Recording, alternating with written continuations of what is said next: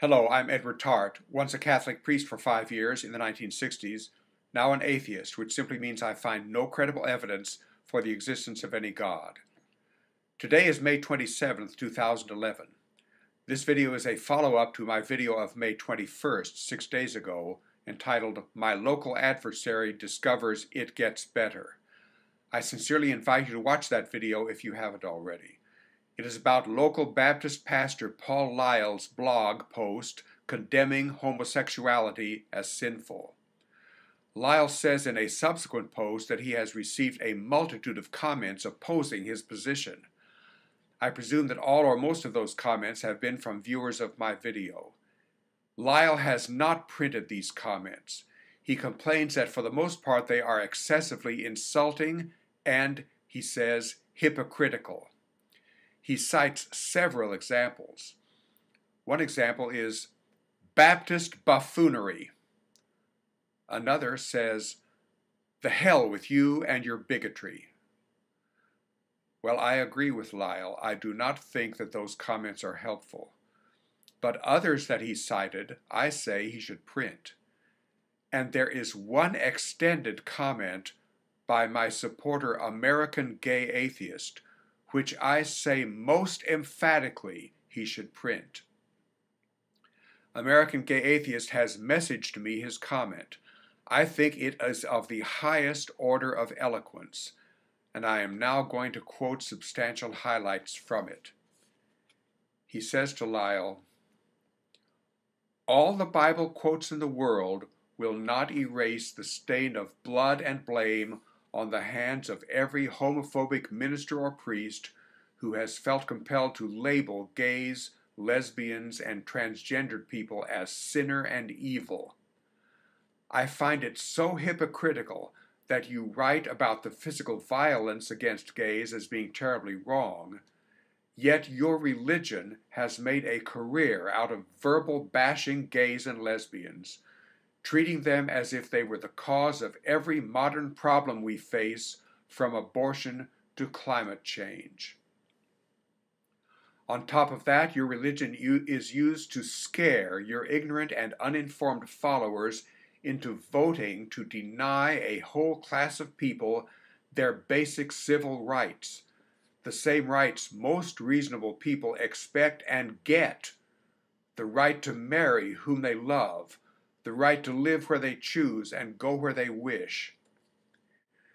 The saddest part of all this is that the prejudice against gays is based on the written rantings and musings of unknown desert dwellers who lived in the Bronze Age, a time before the Age of Reason was able to explain scientifically that homosexuality is a very normal and natural part of the spectrum of sexuality found in many species, including humans.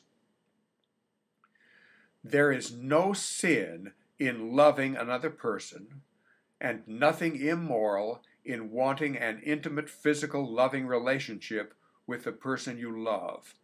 It was only a few hundred years ago that innocent individuals were tried, convicted, and put to death for the crime of witchcraft.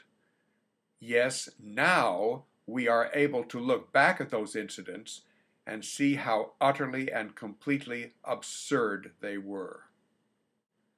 Homosexuals are in many respects the modern-day witches. We are responsible for every ill, from deadly tornadoes to the terrorist attack on 9/11. I can still remember watching Jerry Falwell speaking to Pat Robertson on his TV show The 700 Club about how the gays, lesbians, abortionists, and secular humanists had caused that terrifying attack on American soil. It is time to end the ignorance and hatred. Time to stop using the Bible as if it were infallible. It isn't.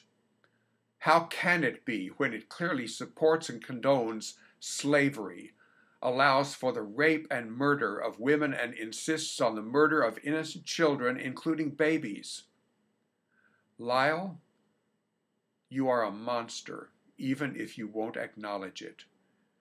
every time a supposed man of God spews the venom that gay people are sinful and immoral, they are tacitly supporting the bashing and terrorism that has pushed many innocent gay teenagers to commit suicide.